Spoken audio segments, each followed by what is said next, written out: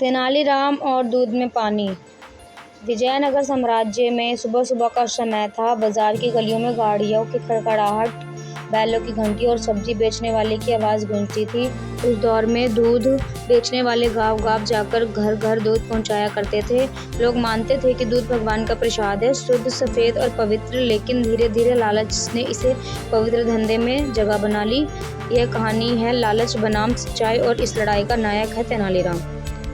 एक दिन महल में शिकायत की बौछार होने लगी। कई गांव वाले राजा कृष्णदेव राय के दरबार में पहुंचे। गांव वाले बोले, महाराज, दूध वाले हमें शुद्ध दूध नहीं देते, हर घड़े में पानी मिलाकर बेचते हैं। हम दोगुना दाम चुकाते हैं और बदले में आधा दूध मिलता है। यह धोखा है।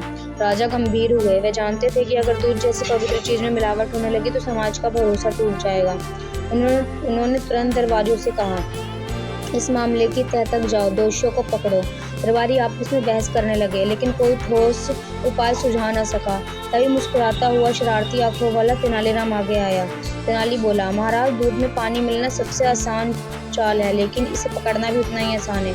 अनुमति दे तो मैं दूध वालों को ही उनके खेल में हराकर दरबार में ला दूंगा। राजा हंस पड़े और बोले, ठीक है तेनाली, हमें तुम्हारे दिमाग पर भरोसा है। जाओ, इस धोखे का अंत करो। तेनालीराम अगले ही दिन भेष बदलकर गांव में दूध वालों की मंडली में जा पहुंचा। उसने साधारण किसान का रूप धारण किया, सिर पर गमछा, हाथ में लाठी और पैरों में धूल भरी चप्पलें।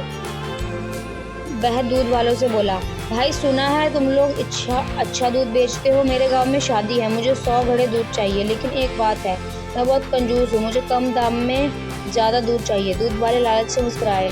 उनमें से एक बोला, चिंता मत करो, हम जानते हैं दूध कैसे बढ़ाना है। 1 घड़े से 2 घड़े बना देंगे। सब हंस पड़े। तेनाली ने उनकी हंसी देखी और मन ही मन सोचा, बस यही तो मुझे चाहिए था। अब देखो खेल।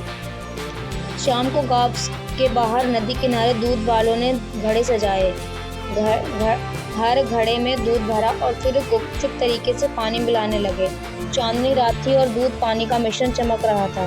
वे सोच रहे थे, कौन पकड़ेगा, यह रात सिर्फ हम जानते हैं। लेकिन उन्हें क्या पता था, पास की झाड़ियों में बैठा तेनाली सब देख रहा है।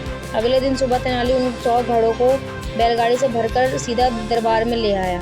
राजा ने पूछा, तेनाली, ये सब क्या है? तेनाली बोला, महाराज, ये वही दूध है जो हमारे गांव वालों को हर रोज मिलता है।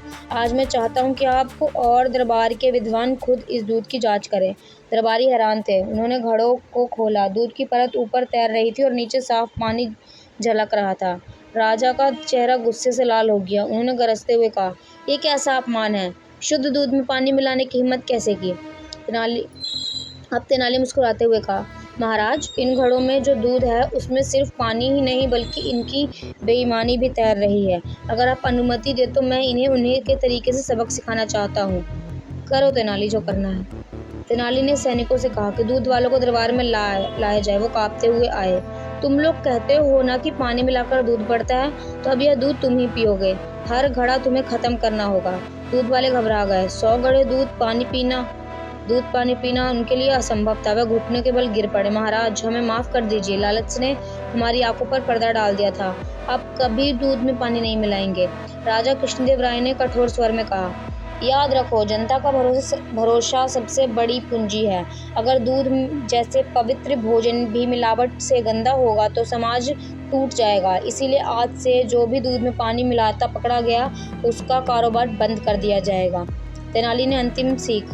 दरबार खत्म होने से पहले तेनाली ने कहा, महाराज, दूध का सफ़ेद रंग पवित्रता की निशानी है। अगर उसमें पानी मिल जाए तो यह सिर्फ स्वाद या दाम बिगाड़ता नहीं बल्कि इंसान की ईमानदारी भी खो देता है। सच्चा सौदागर वही जो सच और शुद्धता बेचता है।